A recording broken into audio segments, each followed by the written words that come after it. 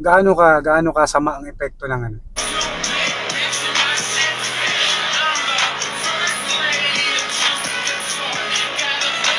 So hangga't maaari, wag nating ito, parati kong sinasabi sa inyo, mga anak-anakan ko, Yes. mga kinakapatid ko sa gym, na hangga't maaari, wag niyong papasukin yung mundo ng steroid, ng pagiging enhance, kung wala ka namang balak mag-compete. Pero kung so, what's up guys? Welcome sa first episode ng SNSH Talk. Tama ba? First episode guys. So, yung magiging topic na ito guys, ang meaning kasi niyan is stay natin, stay healthy. So, yung mga magiging usapan talaga dito is about pagiging natural. Hindi naman sa against kami sa naka-roids. Kung hangga't maaari, ini-impluwensya namin yung mga beginner sa gym, mga kabataan na hangga't maaari, wag subukan yung Hindi naman magko-compete. Enjoy lang ang pag-gym. Kung hindi naman kayo magko-compete, wala naman kayong planong maging Olympia natin. So hangga't maaari, wag niyo subukan wag niyo pasukin yung mundo ng pagiging enhance. Kasi ang nangyayari kasi, ang dami-dami nating nakikita sa online, Okay. Lantaran yung paggamit ng roids. So ito pa yung video Andiyan yung video, friend.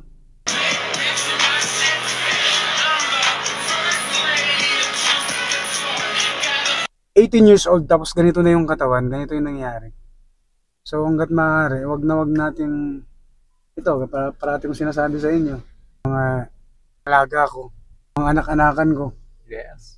mga kinakapatid ko sa gym, na hangga't maaari, wag niyong papasukin yung mundo ng steroid, ng pagiging enhance, kung wala ka namang balak mag-compete. Masarap sa feeling na nakuha mo yung gusto mong katawan sa sa paghihirap Yung pinaghirapan gradual process yan. So kahit naman hindi naman porket naka steroid ka, hindi mo paghihirapan mo pa rin, pero kasi yun kumbaga mas mabilis. Mas mabilis kasi yung progress kapag meron kang gear.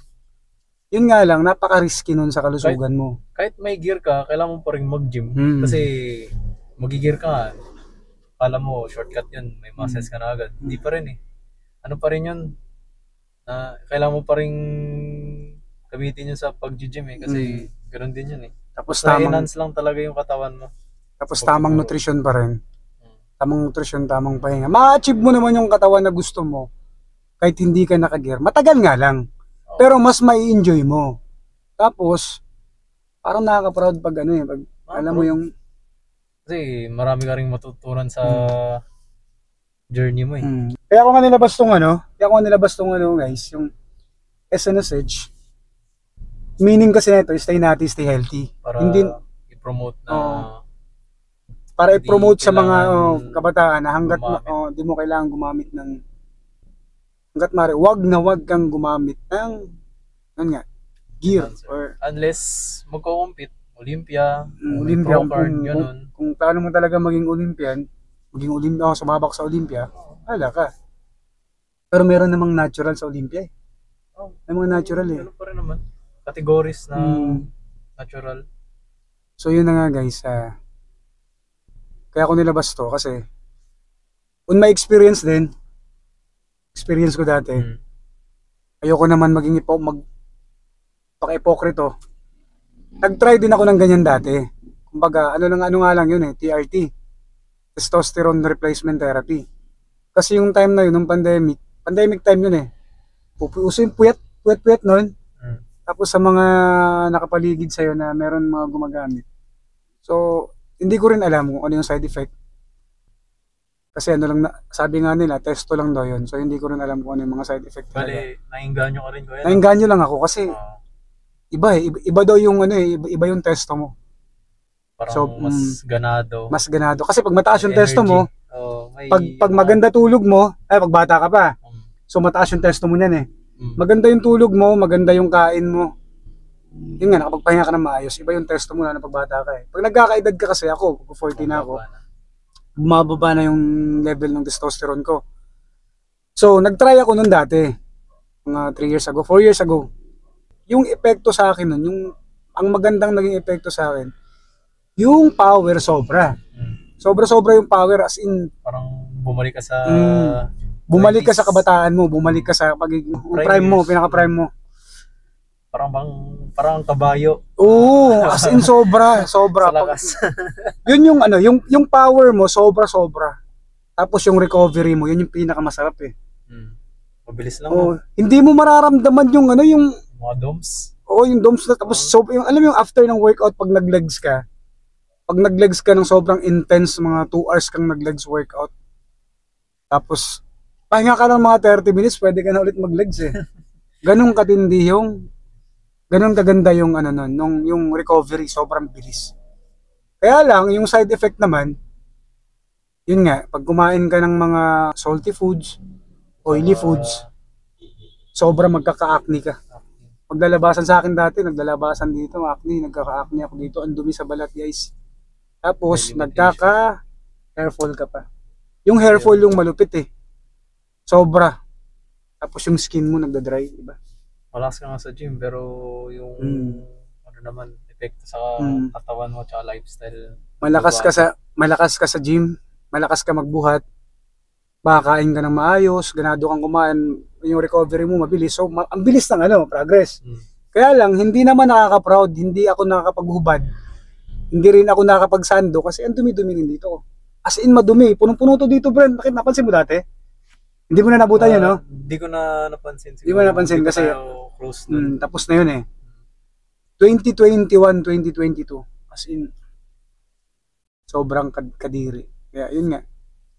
Hanggat maaari, stay healthy. Diba? Kahit nga ako tinatyaga ko pa rin yung journey. Ayoko mag-take ng shortcuts kasi hindi siya fulfilling. Fulfilling na saan. Tsaka gusto ko pang i-maximize yung full potential ko. Pero di ko sabihin na kung na-maximize ko na magte-take. Di ako magte-take kahit kasi tatanda ako pag tumanda ako tapos nagte-take ako, sisingilin ako ng katawan ko Totoo. Kaya ayokong i-risk yun para sa sarili ko rin. Ilang taon ka na ba nagbubuhat? Nag-workout? Mostly 3 or 3 years na. 4 years, 5 years na. Mag 4 years na. 2019. First kong maka-apak sa gym. Ano pa yun Matagal na rin. Mga circuit training, yung pang varsity na. Pang varsity training. Akala ko dati nung una, pag nag-gym, pwede ka nang kumain ng kumain. Tapos gym ako sa umaga. Pag uwi ko, kain lang ako ng kain ng kanin. Kaya tataka ko, ba't urong na to? Walang progress. Wala akong makita, ang taba ko pa rin. Tapos, nangyari din na dumating sa point na gusto ko nang mabilis. Ang ginawa ko, fasting. Hindi ako kumain. Wala akong knowledge sa ganun. Ang ginawa ko lang, babaon ako sa school, tinapay, lettuce, tas ham, tas cheese. Ilang yung palaman. So walang protein. Walang protein, walang carbs na maayos, walang fats. Ano lang yun? Minsan nga, Skyflakes lang kinakain ko sa isang araw Kaya wala na ako kinakain Kaya yung result, crash parang crash. wala talaga. Pumayat ka ng gusto. Ang skinny fat ko. Tapos nung nag-pandemic, doon bumalik lahat. Kasi, syempre pandemic, walang ginagawa. Walang mga gym kain lang. Di ka nakapag-workout na? Home workout. Search ako sa YouTube ng mga dumbbell workout sa bahay. Kaso wala parang kulang Tapos yun, dumating sa point na bumalik yung katawan ko, yung taba. Yun din yung time na sobrang dumi ng ko. Yung natapos yung yung ECQ. Yun yung time na sobrang dumi ng balat ko, as in sobrang dumi. Yung dito ko punong-puno yan. Alam mo yung parang bulutong. Basta parang ganyan, pero hindi naman sobrang lala.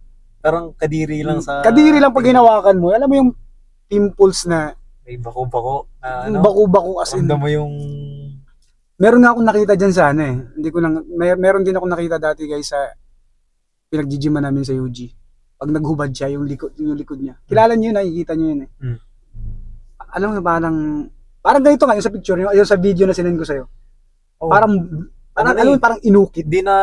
Parang di na nawala Nandun na yan, nagstay na yan kasi sa sobrang lala. Na may clot na. Sa sobrang lala kasi kapag mataas siya, masyadong ang kasi sa pag-enhance, habang tumatagal ka kasi, tumataas yung dosage.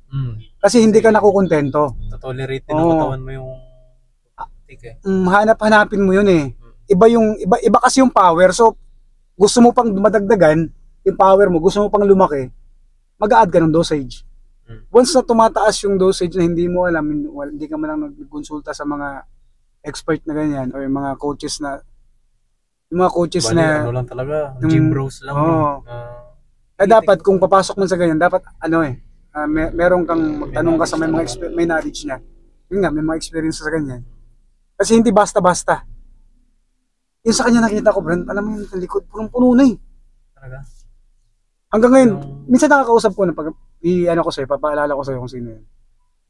Tsaka ang masama kasi dyan guys, kapag merong pag nagkaganyan ka na, pag lumala na yung balat mo, kagaya nitong video, ilang taon, 5-10 years, hindi na maayos yun kasi parang inukit yung balat mo. Nagstay na sa katawan. Siya. Parang natuyo. Doon na yun. Kasi ako dati ito, itong mga, yan, parang nag-keloid na yan eh. Yan, kuya. Yung epekto ng, kasi, pag meron kasing tumubo konti, pag may tumubo konti na, ginaganon ko. Kasi parang kadiri kasi. Tirisin. Yun ang nangyari. Parang pimple nga. Mayroon pang, tingnan, linis na nga niya ngayon eh. Dati, sobra. Malala, pati yung sa sa likod ko dati. As in, naalala ko pa dati, Brent, nung pumunta kami ng Baguio. Marami na akong dito nun. Yun yung time na nagputukan eh. Kain kami nung sisig. Yung mantika yun eh. Mantika, tsaka taba. Bawal yun eh. Bawal yun pag oily. Wala pang 3 hours after kong kumain, naglabasan. 3 to 4 hours. Pagdating ko ng Baguio, yung sa likod ko,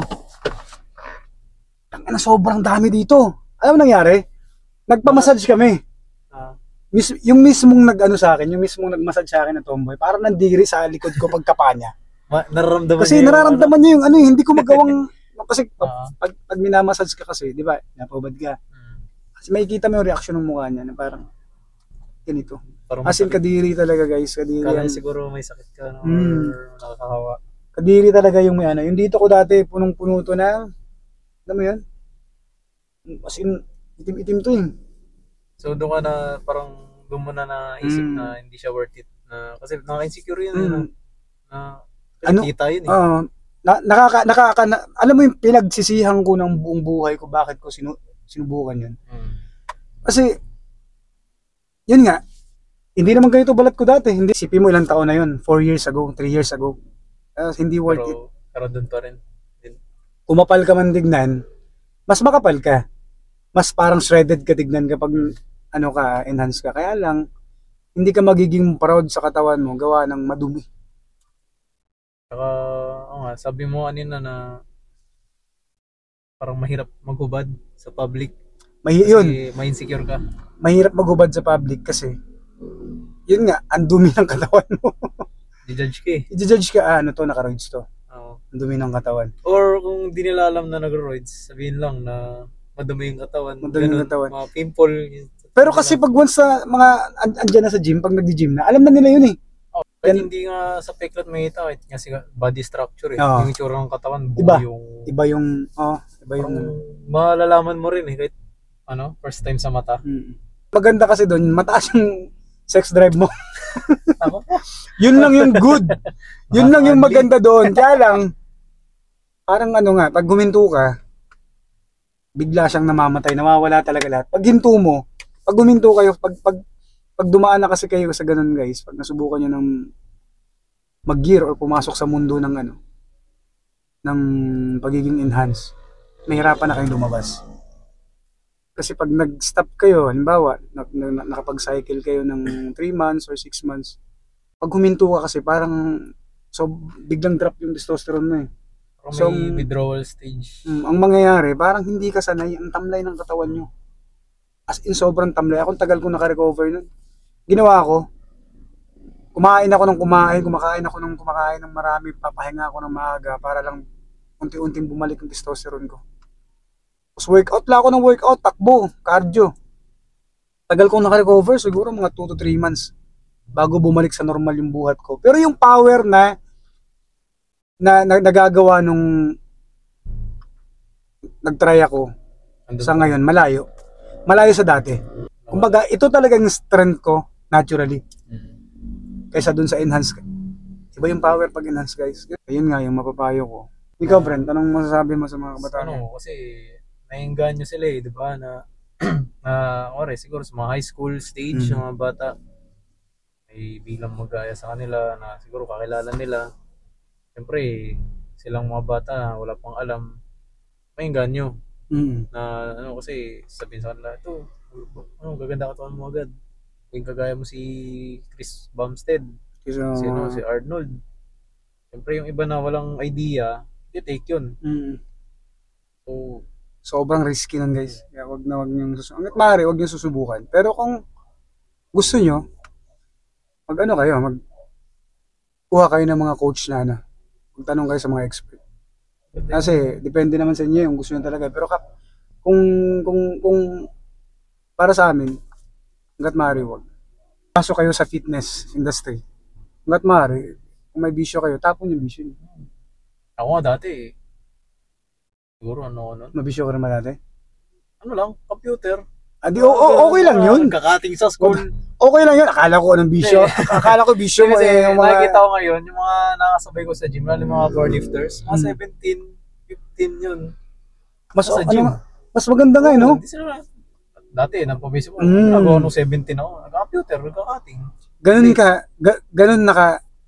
Ganun nakaganda yung fitness sa atin. Anong tawag dito? Sobrang lawak na yun ng fitness natin. Sobrang laki na ng fitness industry, no? Dati kasi wala pang pandemic, medyo hindi pa kasi Lalo na sa panahon namin wala pang YouTube noon, 2009. Alam mo, binubuhat ko. Puro lang ako tricep, chest. Hindi ako nagso-shoulders nung panahon na yun, 2009, 2010. Walang shoulders workout. Bira ako mag-back workout. Puro chest lang tsaka triceps kasi yung sikat Gustong-gusto ko yung dati may bukol sa tricep. Maganda kasi tingnan. Pag naka-fit na damit. Pag may nakita akong maganda yung tricep na ganito, sabi ko nag-gym. Doon ako nangganyo, doon ako nag-start lalo. Kasi payatot ako dati. Tapos, sige man. Buti nga, nag-pandemic. Kasi siyempre lahat nag-home workout. Tapos yung iba gusto nang pagpatuloy. Yun, sa gym sila na pupunta. Maganda rin. Mga bata rin na iba na nagsisimula sa gym. Dami ko nakikita, naka-uniform pa. Diretso gym Diretso gym na? Oo, nag-ano sila dyan Mas okay nga yung ganun. Galing school, uwian nila, doon sila pumunta. Maganda Tsaka lang naman, ikaw ba, ano bang madalas mong kinakain? Sa loob ng... Pag-nutrition? Manok, lug. Minsan tuna, tuna, tapos kanin, tamang amounts lang, ganun. Kasi, yun yung pinaka-carbs mo talaga, kanin? Kasi realistically, para sa akin, di sustainable pag beef Beef, mga steak. Yung mga nakikita natin minsan sa YouTube na... Pangarap Kung hanggang pangarap. Afford, pero hindi siya sustainable. Minsan nakakabili ako ng ganun, pero siguro once in a blue moon lang. Matikman lang, ilasa. Pero hindi talaga. Usually, yun naman talaga. Itlog lang naman taka chicken sa atin dito aminado naman ako, bibili ako sa labas. Minsan, sa mga karinderya, bibili ako mga sisig na tokwa, ganun. Oo nga pala. Yan yung kinagandahan sa pagiging natural. Nakakain mo yung gusto mo. Enhance kasi guys. Nakalir ka. Limited ka sa oily foods Hindi pwede siyang prito-prito yung mga high sodium, mga toyo-toyo na ganyan. Lalabasan may lalabas at lalabas Kaya siguro yung iba nakita mga manok, broccoli, yun lang, patatas. Kumain ka ng oily foods, matik yun, mag-trigger yung liver mo, ilalabas nyo yun. Kaya magpapakikita mo yung mga acne-acne. Kaya pag meron kayong mga kakilala na ayain kayo ganyan, tanggihan nyo na agad. Kasi napaka-delikado, napaka-risky sa kalusugan. Paghirapan yung based nga sa experience ko, hanggat maaari, pagsisigawan ko yung mga nakagear na kabataan dyan eh, wag na wag yung gagawin yan. Pwede lang ako makialam. Pwede lang ako makialam sa mga batang nag-gym. Pwede ko lang sabihin, huwag kayong mag-steroid ha. Huwag yung papasukin yung ganito. Ang pwede ko lang sabihin sa kanila lahat. Gagawin ko eh. So yun lang guys, hanggat maaari, na huwag niyong papasukin yung mundo ng hanggat maaari ha. Pero kayo pa rin masusunod. Pero hanggat maaari, Huwag mag-shortcut. Yun lang naman talaga yun. Huwag niyong papasukin yung mundo ng pagiging enhance kung wala kang knowledge, especially yung mga kabataan ngayon, mga baguhan. Tapos isipin nyo lagi walang shortcut. Mas masarap gumaganda yung katawan mo na nai-enjoy mo yung ginagawa mo. Walang limitations. Iba yung iba yung feeling eh na puta nagawa ko yun na naging ganito yung katawan ko. Naging ganito yung katawan ko sa gasa. Hindi mo i-expect na dadating ka dun. Na wala akong ginagamit na ganito. Enjoyin nyo lang yung proseso. Enjoy nyo yung workout nyo. The more kasi na-enjoy mo yung proseso, na-enjoy mo yung workout mo, mas maganda yung result. So, yun lang, Brad. Yun lang, guys. Always remember, Stay natty, stay healthy. SNSH. Stay natty, stay healthy. Yes, sir. Peace out. Bye-bye. Boom!